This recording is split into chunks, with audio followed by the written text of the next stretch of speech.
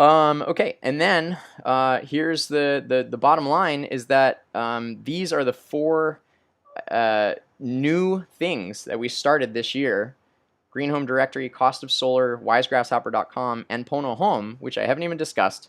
But Pono Home is a another. It's kind of an offshoot. It is now its own company, but it's a green home service that I developed over the last couple of years and officially launched in March as its own separate company. A little bit of news on the Pono Home front for those of you who aren't aware of Pono Home. Effectively, it's a franchise company where I'm basically going to be recruiting franchisees to go into people's homes and green them top to bottom, looking at everything from the building envelope in. So people go into the home and they clean condenser coils on refrigerators, they vacuum out lint traps on dryers, they set dishwasher settings to the most energy efficient settings, teaching residents how to live green, save money, reduce their impact, reduce toxins in their home, educate them about GMOs, all this kind of stuff. So we have a whole format. The franchise is almost ready to go live. And yesterday, we got confirmation that one of the military housing management companies out here in Hawaii that has 7,000 homes on our island alone that they manage is hiring us to do all 7,000 homes with high efficiency shower heads, light bulbs, flow restrictors, flow valves, testing toilets for leaks, doing all that kind of stuff. So this is a humongous contract that just came through yesterday. I'm pretty stoked about it, as you can probably tell. But effectively, all I wanted to say in this slide is that there are opportunities to create your own career, careers for other people like you. And all we really need to do is put time, energy, and effort into this, and the Important Media Network can help spin out multiple other companies or grow cash cow type of websites that we can hold to our own and raise everybody's pay across the board. Those are the goals. So I'm very, very excited about that. And the question, of course, is what do you want to do? Is there something that you want to pitch me on to say, hey, I think we should be doing this. Here's why I think it'll work. And here's what we would need.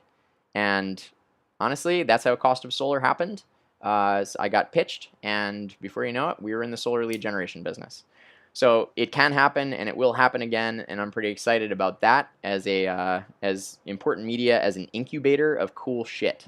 So that's very exciting. So that's it. So I just want to say thank you. It's again, I'm super grateful. As Gandhi said, be the change you want to be in the world. I feel like everybody in this company is doing stuff in this company for exactly the right reasons. I am grateful to you for being that change that we want to see in the world.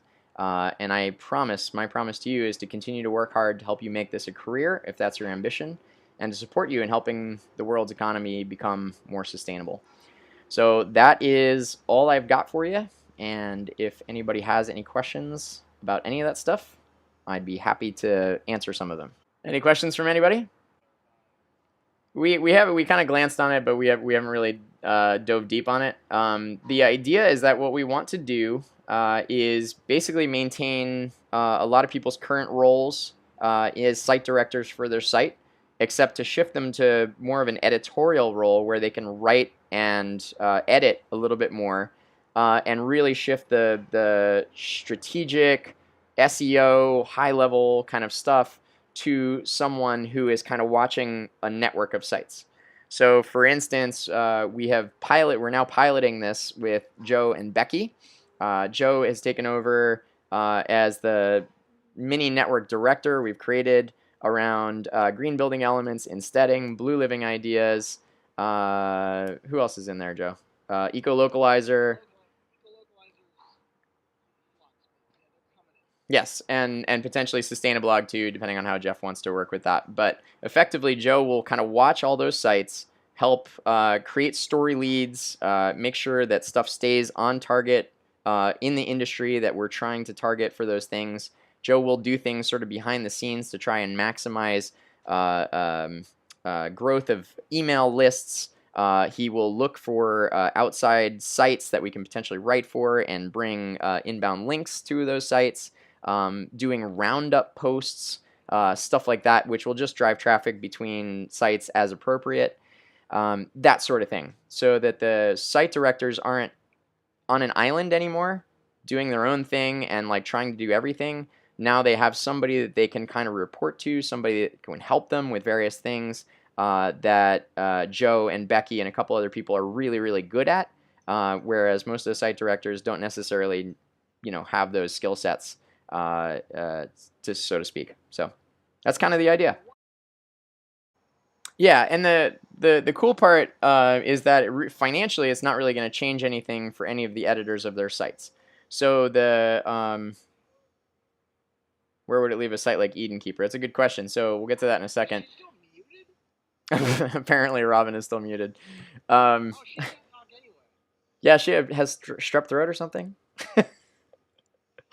Anyway, the financial part of this is going to be subsidized by the central organization. So the cool part is that ongoing budgets that editors are used to playing with for their sites should remain basically the same. They're still going to be driven effectively by how much traffic, how much revenue from various sources, whatever. Like none of that stuff actually changes. What I've done is I've actually just layered on an extra payment for Joe and Becky that I'm literally just going to cover to help them to step a little bit back from writing and spend more time doing SEO and that sort of thing.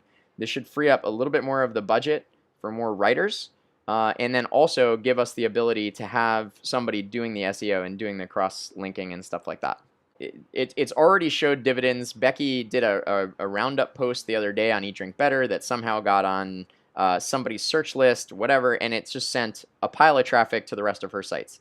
And it was really because she had taken a step back and said, what roundup can I do this week to say, here's a top 10 list of various things, and then link to Vibrant Wellness Journal, link to Feel Good Style, link to Eat Drink Better, link to Crafting a Green World. And it worked out really, really well. Vibrant Wellness Journal had its biggest day in probably 6 months as a result of that one article. So that was pretty cool. So that's basically the idea. That's what we want to do. And I think if Joe and Becky can focus on that, overall site growth will just grow, and then overall revenue will grow, and everybody will be happy. So that's it. Eden Keeper. So there are a number of sites besides Eden Keeper as well, but including Eden Keeper, that don't fit cleanly into this concept. And that is something, obviously, we're trying to figure out exactly what to do with a site like Red, Green, and Blue. Like which meta network does that really fit into? The one that Joe is overseeing is very much a green building, green design, urban planning, urbanization, or total off-grid kind of preparation kind of thing. So it's pretty much the anti-suburbs grouping. That's kind of how I look at it. So it's basically the anti-suburban sprawl group. Becky's is very much focused around health, wellness, food, that sort of thing. That is sustainable food and eco fashion and a lot of those items that mostly women are Googling and searching for. Becky is great at that, so that makes sense.